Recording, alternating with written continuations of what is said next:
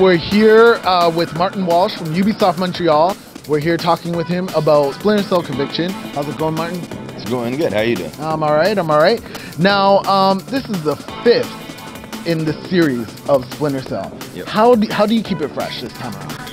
Well, especially this time around, I think we kind of freshened it up by changing a lot of the elements that people are used to, while still kind of keeping the core values of the Splinter Cell franchise.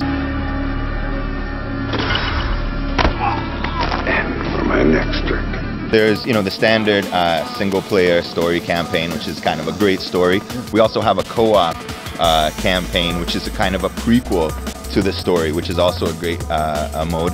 And besides that, we have something called Deniable Ops. So we have special co-op missions beyond the story, and a lot of those you can actually play solo as well. So there's quite a bit in the one disc. When someone strikes at the ones he loves, he will take any steps necessary. Tell us a bit about Sam's storyline in this one. Like, what is he gonna face? Cool. Yeah, that's one thing I really like about this game. He's not just a pawn of the government anymore. There is no walking away from us, Fisher. We made you, we own you, and we always will.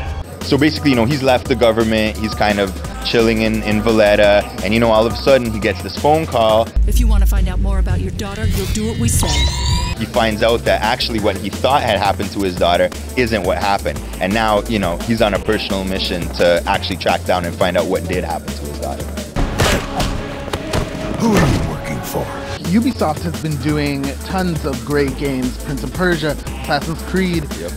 What from those other games like Assassin's Creed have you learned that you've kind of attributed to this new game? Good question. Well, we've been in development for a while, if you kind of followed, and we kind of started around the same time as Assassin's Creed did. But I think, there are definitely some similarities. Our character is definitely a lot more fluid. Sam Fisher can kind of move a lot better. He's a lot more cat-like than he was in the previous game.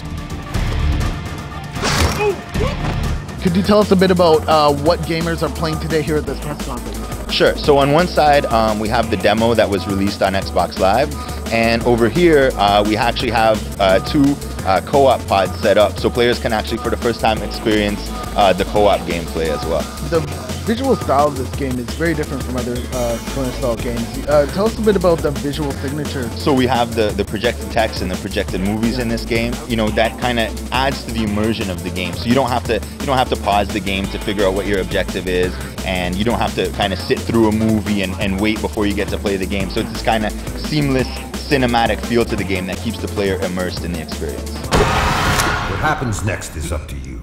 Do you think that this game goes beyond the whole Tom Clancy-esque theme and kind of stands on its own? I wouldn't necessarily say that it goes beyond the Tom Clancy theme. It's within the Tom Clancy universe, but I would definitely say that it stands on its own. And I would say that Sam Fisher as a character stands on his own. Awesome. Thanks a lot, Martin. My pleasure.